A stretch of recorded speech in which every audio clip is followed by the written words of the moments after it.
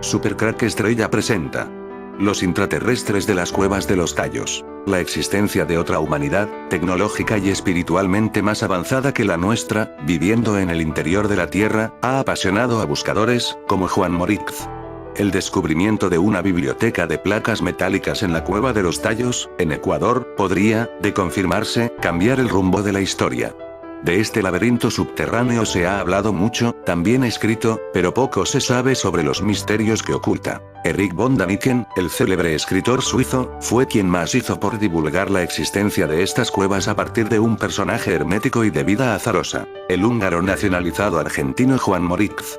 Este afirmaba que allí, bajo la selva, existía una verdadera biblioteca de placas metálicas repletas de intrigantes inscripciones jeroglíficas o ideográficas. Cada una contenía una parte de la historia de la humanidad que sería capaz de revolucionar todos los conocimientos sobre nuestros orígenes y futuro. La existencia de tales placas estaba rodeada de confusas y nada aclaradoras informaciones. Por un lado, el húngaro argentino mantenía bajo 7 llaves la localización exacta de un recinto subterráneo denominado la biblioteca, y por otro se hablaba de la existencia de una raza de humanoides habitando aquel mundo intraterrestre, como solía decir Moritz, una raza alienígena que milenios atrás llegó a nuestro planeta. Pensaba que bajo toda América había un gran complejo de túneles artificiales, construidos por una civilización avanzada muy antigua, que en determinados puntos continentales podrían seguir viva. Sobre este asunto se ha especulado mucho.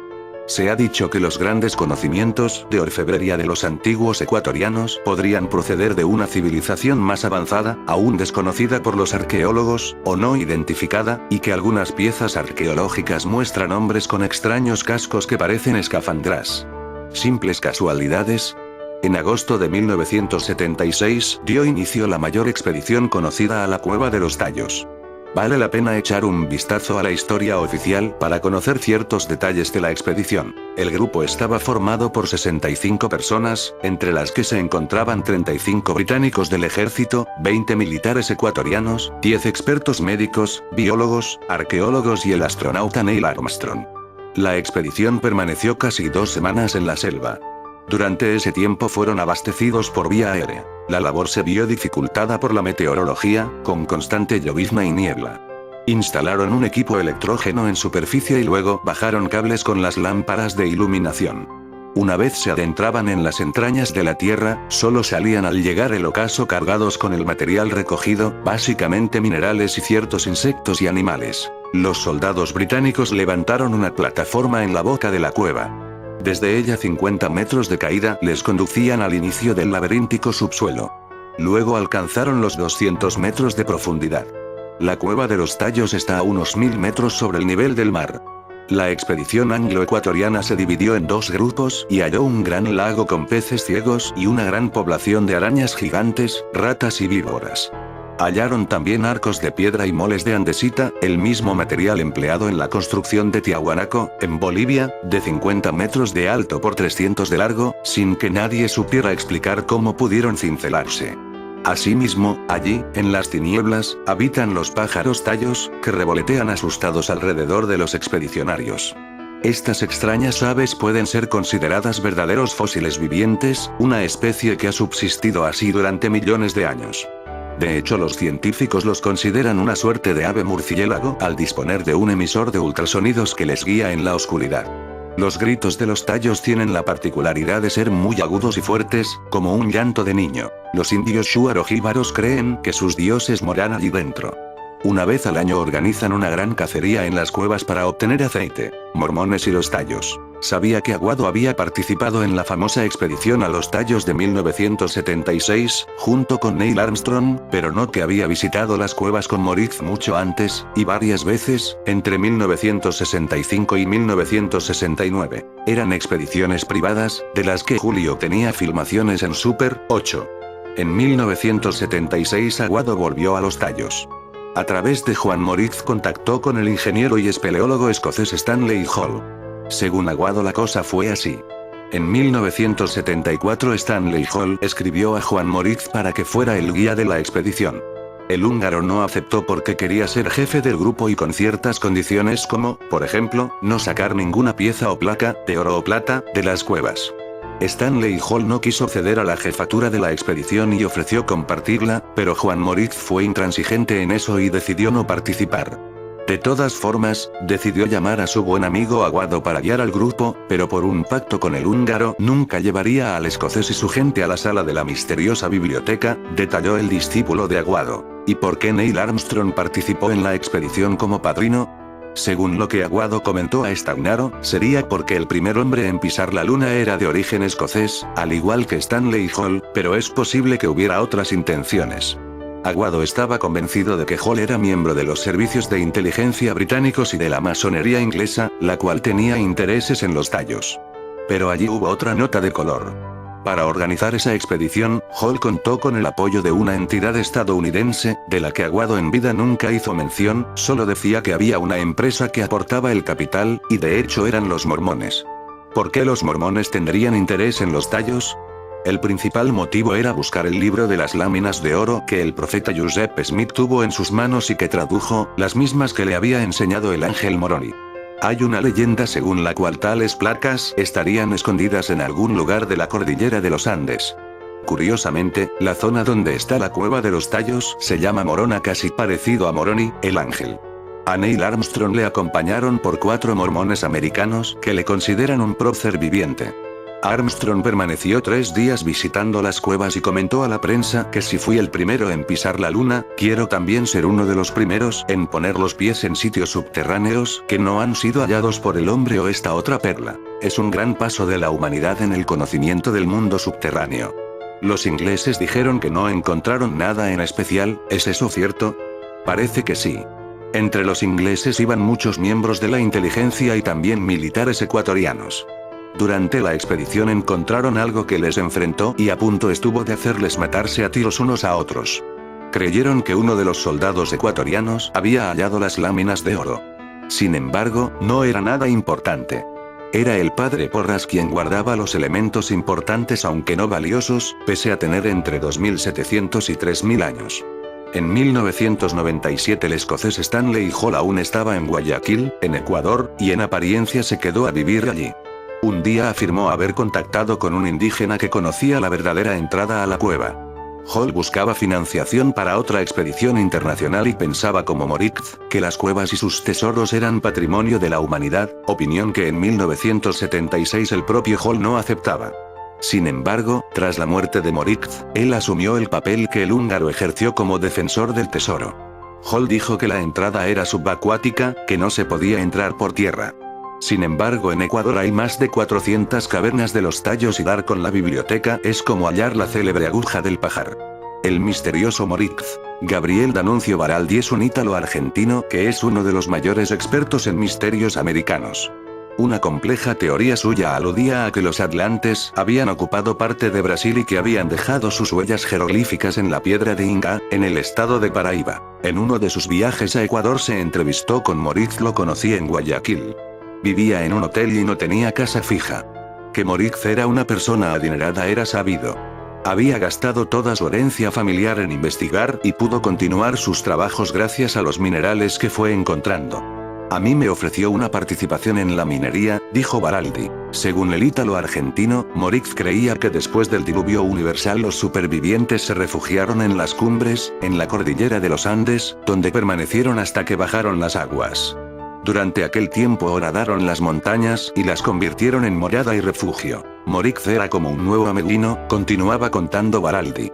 Creía que el hombre tuvo sus orígenes en América y que la cordillera de los Andes está plagada de grutas que van desde Venezuela y Colombia hasta Bolivia, pasando bajo Ecuador y Perú, y que esas mismas cavernas llegan a Tierra del Fuego. Tales cuevas, así como las de los tallos, fueron, en su opinión, horadadas por máquinas de seres superiores que quisieron, en su tiempo, ofrecer protección a la humanidad. Moritz publicó un rarísimo libro titulado El origen americano de los pueblos europeos, en cuyas páginas sostenía la teoría de que en los albores de la civilización no se encontraban en Asia Menor, sino en América. Basaba sus teorías en el análisis comparativo de antiguas lenguas como el vasco y el húngaro, cuyas raíces más profundas podrían ser sudamericanas. Moritz mantuvo contacto con los indios colorados de Ecuador, una tribu que habita al norte de la región Morona Santiago. Me dijo que se comunicaba con ellos en Magyar, el antiguo húngaro, y que se entendían pese a algunas diferencias, recordaba el estudioso. Otro investigador, el lingüista Luis Caldas Tibirisa, asegura que palabras del antiguo Magyar se emplean en varios pueblos de América.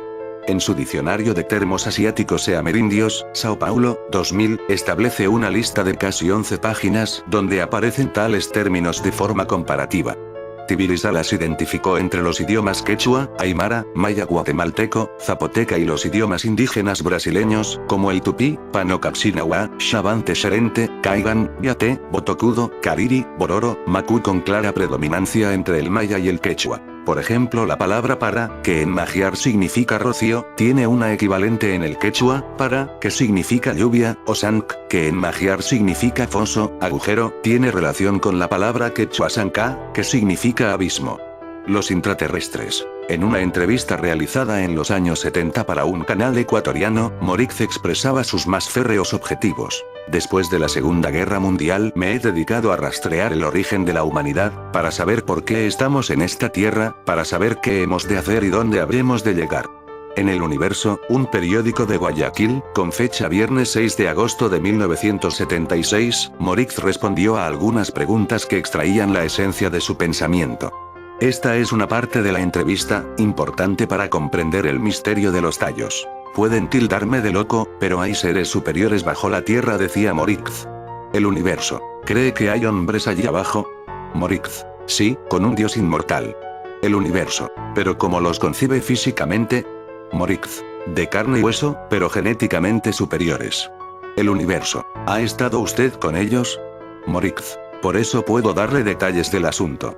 El Universo. ¿Y qué hacen en ese mundo subterráneo? Morix. Hay talleres de tecnología avanzada. El Universo. ¿Los platillos voladores serán aparatos salidos del centro de la Tierra? Morix. ¿Quién sabe? El Universo. ¿Los Shuaras habrán visto estos seres?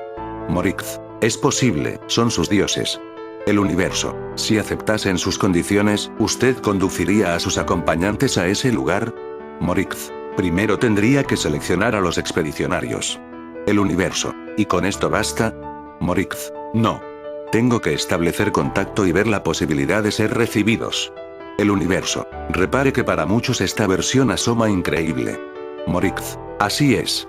Hace cierto tiempo me tildaron de loco. Nadie creyó ni siquiera en la existencia de las cuevas. Ahora dicen que son una maravilla. Pues bien, imagino que con lo que le he contado volverán a considerarme un chiflado. Sin embargo, el mundo subterráneo existe y los seres de que le hablo están abajo. No les podemos ver, pero ellos sí a nosotros. Aseguraba haber hallado en uno de los salones subterráneos de los tallos una mesa sobre la que vio varios libros abiertos de hojas doradas. Vio también 4 siluetas humanas de baja estatura, vestidas con capas metálicas, rostro ovalado, ojos oscuros y almendrados y una banda en el pelo con una esmeralda. Los seres contaron a Morix que dominaban la fuerza del sol y de la tierra y que los libros que había visto eran indestructibles. Ufológicamente podemos calificarlos como grises.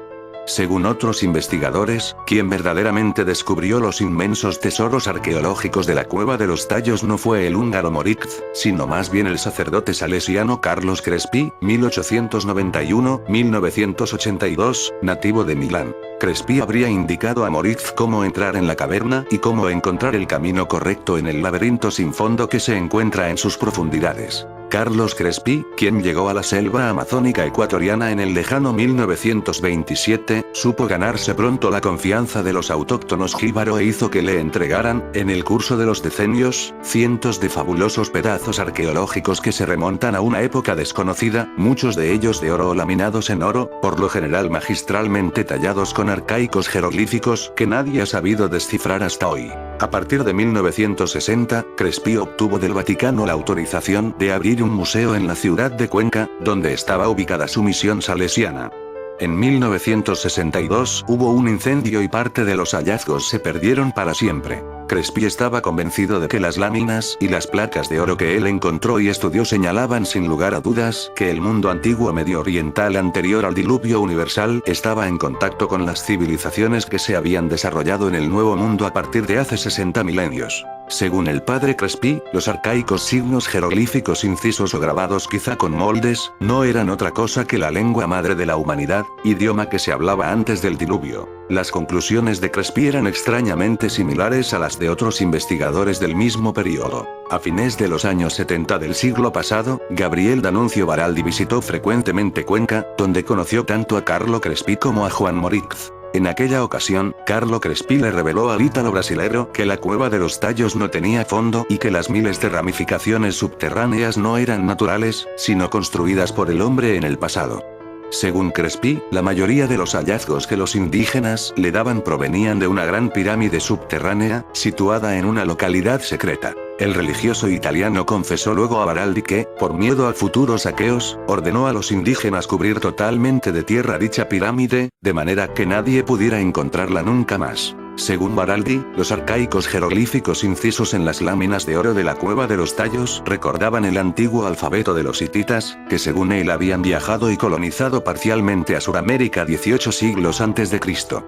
Baraldi notó que en muchas placas y láminas de oro había varios signos recurrentes: el sol, la pirámide, la serpiente, el elefante. Particularmente, Baraldi interpretó la placa donde estaba incisa una pirámide con un sol en su cima como una gigantesca erupción volcánica que ocurrió en épocas remotas. Cuando Carlo Crespi falleció, en enero de 1980, su fantasmagórica colección de arte antediluviana fue sellada para siempre, y nadie pudo admirarla nunca más. Hay muchos rumores sobre la suerte de los valiosísimos hallazgos recogidos pacientemente durante largos decenios por el religioso milanés. Hay quienes dicen que simplemente fueron enviados en secreto a Roma y que yacen todavía en algún rincón del Vaticano. Otras fuentes pretenden probar que el Banco Central del Ecuador compró, el 9 de julio de 1980, por la suma de $10.667.210, aproximadamente 5.000 piezas arqueológicas de oro y plata. El responsable del Museo del Banco Central del Ecuador, Ernesto Dávila Trujillo, desmintió categóricamente que la entidad del Estado haya comprado la colección privada del padre Crespi. Prescindiendo de la localización física actual de los hallazgos arqueológicos del padre Crespi, quedan las fotografías y los numerosos testimonios de muchos estudiosos que prueban su veracidad. Casi parece que alguien quiso ocultar las fantásticas piezas arqueológicas coleccionadas y estudiadas por el religioso milanés. ¿Por qué? Con seguridad, la prueba de que pueblos antediluvianos y otros sucesivos al diluvio, pero netamente medio orientales, hayan visitado la cuenca del río Amazonas en tiempos tan remotos y que hayan dejado una tal cantidad de maravillosos hallazgos es una verdad que podría ser incómoda. Muchos historiadores convencionales han descrito al padre Crespi como un impostor o simplemente un visionario que mostró como auténticas láminas de oro que eran sencillamente falsificaciones o copias de otras creaciones artísticas medio orientales. Mi opinión sobre los enormes tesoros de la cueva de los Tallos es que son auténticos y que provienen del Medio Oriente. Sin embargo, hay que distinguir entre algunos hallazgos en los que fueron tallados aparentes jeroglíficos y otros que son representaciones de arte sumerio, asirio, egipcio e hitita. Estoy convencido de que antes del diluvio, los pueblos que vivían en la tierra firme correspondiente a la actual plataforma continental del continente africano, posteriormente sumergida, tenían frecuentes intercambios con los pueblos que, ya desde hacía 60 milenios antes de Cristo, vivían en el actual Brasil. La Pedra do Inca, estudiada a fondo por Baraldi, testimonia que pueblos antiquísimos describieron un evento para ellos muy importante, quizá el diluvio universal, utilizando un arcaico método de escritura, una forma de escritura nostrática, después de haber llegado al actual Brasil a causa de un acontecimiento fortuito. En cuanto a los otros hallazgos, de clara procedencia medio oriental postdiluviana, parece correcto considerarlos como restos de varias expediciones ocasionales que fueron llevadas a cabo a partir del tercer milenio antes de Cristo por los sumerios y sucesivamente por los egipcios, fenicios y cartagineses. Estas conclusiones no están solamente apoyadas en el hecho de que se hayan encontrado restos de hoja de coca en las momias egipcias, sino sobre todo en los recientes descubrimientos en el altiplano andino, como la Fuente Magna y el monolito de Pocotía. Queda el misterio de por qué todo aquel inmenso tesoro fue reunido en la cueva de los Tallos y en los laberintos que se encuentran en sus profundidades. Es posible que restringidos grupos de antediluvianos, sobrevivientes de la gigantesca catástrofe, una vez que desembarcaron en Sudamérica, hayan querido salvar sus preciosísimas reliquias, escondiéndolas luego en una gruta que consideraron segura. En lo que concierne, por otro lado, a los pueblos medio orientales postdiluvianos, refiriéndome particularmente a los sumerios, egipcios, fenicios y cartagineses, es posible que todo grupo viajara con especiales insignias de su estirpe y origen, que en el curso de los años se perdieron en los Andes, como es el caso de la Fuente Magna. A continuación, los antepasados de los indígenas Shuar aglomeraron esas reliquias en la cueva de los Tallos, considerándolas objetos sagrados que debían ser reunidos obligatoriamente en un lugar considerado mágico por su tradición. Si el vídeo te ha gustado, dale al pulgar arriba y suscríbete a mi canal.